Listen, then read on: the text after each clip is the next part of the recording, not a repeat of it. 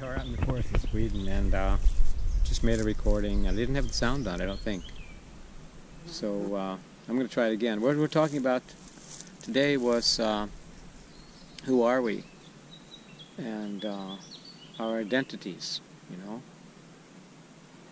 We seem to acquire a lot of conflicting identities through our lives and don't really realize that that's what we've done.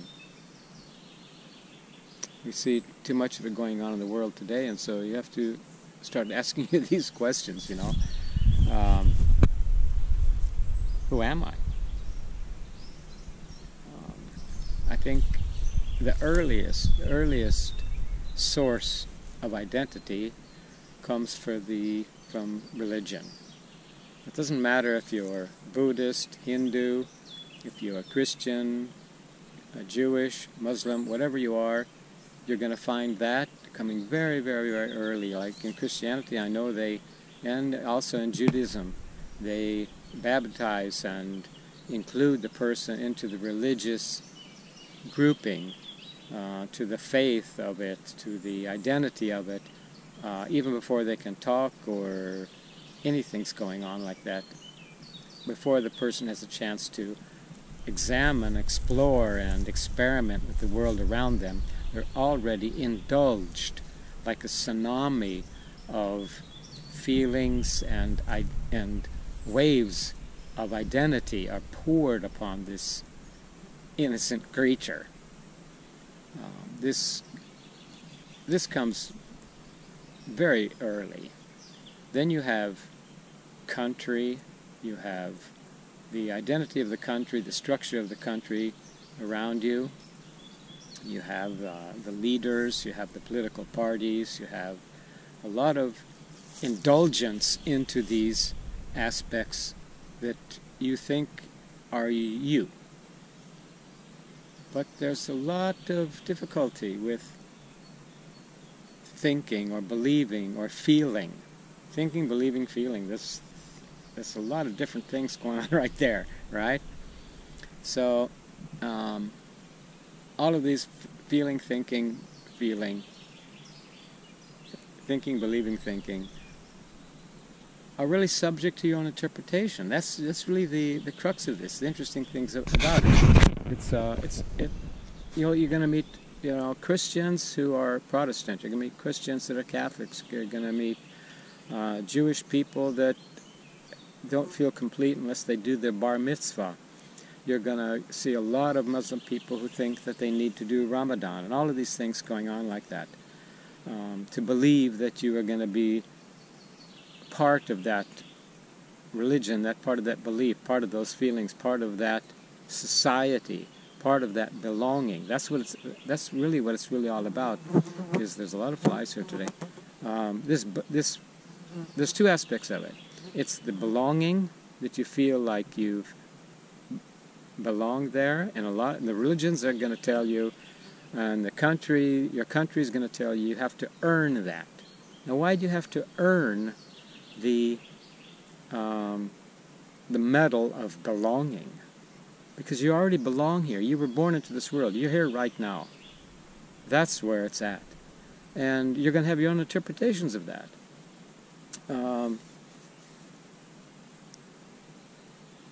You see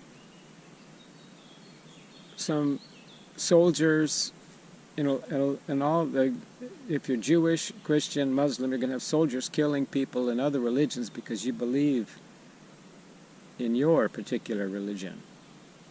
But it's a hot subject. So let's leave that for a moment and talk about just the basis of who you are. So you decide to be a fan of some music, of football, and any other sports, or maybe you believe you're a Sagittarian, or you're a Leo, or you're Aquarius. I mean, there's a lot of things that you're going to let pervade your consciousness. You're going to start considering these things, and unfortunately they become part of who you think you are. even though it's subject to your own interpretation, which is very interesting, because remember, the whole time you're interpreting it from another perspective. You're interpreting it from your own personal perspective. Even within the family, you're not going to find people who believe the same thing in the same family. Probably all of you, even a very, very tight family, are going to have some difference of opinion. So that means, in the end, it's your analysis of who you are that is actually the foundation of who you are. That's really where it is. And that's why we're asking this question today: who are you? And how does that affect your relationship with the world at large? Now, it's easy to understand why people find these aspects of identity and accept them and let them pervade into their lives. And that's because, like, for example, if you stand on one foot, only one foot, you're going to feel like pretty unbalanced, right? But if you, like a tightrope walker, one of these zip lines or a tightrope, you're going to walk on a rope, you're going to have a very long stick going in both directions, to the left and to the right, and keep you in balance, right? Because you have this weight and this width, this depth to hold you in balance, and you feel much more balanced. And a lot of people feel like say being in the army, or being have a football team, or being the country. Like, what are the history of a free people? That's the name of the history book you have in school in America. Give me a fucking break. History of a free people. They've been fucking fighting since they even got there. They killed off the Indians just to begin with. That was really freedom. That's taking somebody else's freedom is what it's all about. Anyway, forget that. Anyway, you're going to have a lot of the country is going to give you a history. So I'm an American, and we have the history, and we also have a future. You see? So that gives you this width, this breadth of who you are. It's the same with almost everything you're going to identify with. It's going to give you a belonging. You're going to belong to that particular group. That gives you a sense of self. It's actually outside you, and it's putting you in conflict with other interests. If you're rooting for a particular team, you don't want to sit on the other side of the stands in the wrong section and start rooting for the other team, right? For your team and the other section. You don't want to do that. I did that in England just for a joke, and it wasn't a joke. People got quite upset. And for example, like if you live in a particular country and you start criticizing that particular country or something like that, they say, oh, well, if you don't like it, leave. That's really not the way it works if you're in the country. But anyway, the country is giving you a history. That's right. And a sense of belonging, right? And like I say, religion, a lot of these other belief systems, or for example, astrology, or even your work, your occupation, is going to help to give you an identity that you feel secure in. So it's not really, a lot of times it's not really the job. Like, for example, people who work in an atomic power plant, they're going to really be indoctrinated in a lot of ways that nuclear power is really, it's the answer for electric power in the world. It's not true.